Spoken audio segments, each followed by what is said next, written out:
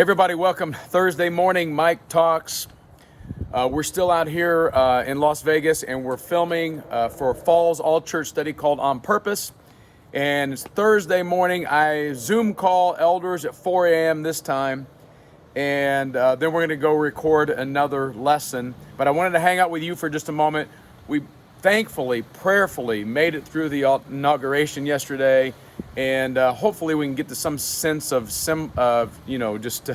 calm and peace. And I think there's something that's going on here.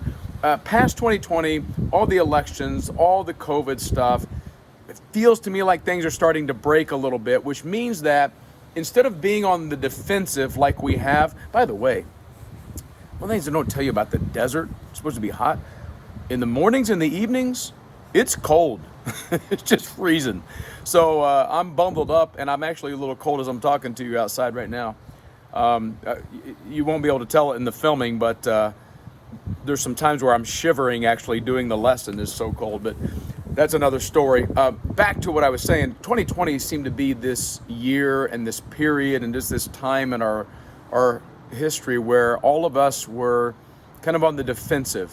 There's a lot of talk about, survive and hang in there and it's going to be okay and stay strong and keep praying and all those kind of very on the defensive kind of words as followers. And for some reason, the Lord just led me today to talk to you about the offensive. And by offensive, I don't mean like offensive, like being a jerk so people don't like you.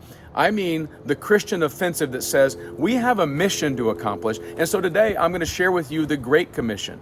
Guys, I want you not to forget. Doesn't matter if we're in a pandemic. Doesn't matter if we're under a new government. It doesn't matter, if things aren't perfect in our world. We are still called as people of God to be on a mission. Here's what Jesus said to his apostles right before he went into heaven in Matthew 28. We call this the Great Commission because it's the great sending of Jesus. He says, "Go therefore and make disciples of all nations, baptizing them in the name of the Father and of the Son and of the Holy Spirit, teaching them to observe all that I have commanded you. And behold, I'm with you always to the end of the age." Can I just give you a couple of things to think about on this Thursday as we consider what God's called us to? Yes, I understand theologically the context. Jesus was saying this specifically to the people that had followed him. I believe his apostles, now there's just 11 after Judas, but I believe he's speaking specifically to them and saying to them, hey, I'm entrusting you. I've trained you for 3 years. I want you to spread this gospel through all the world. But I think the Great Commission is passed down to all followers of Jesus Christ, that you and I are supposed to do one thing and one thing only. We're supposed to go and make disciples. What's a disciple? Mathetes is the word in the Greek language. It literally means a pupil or a learner.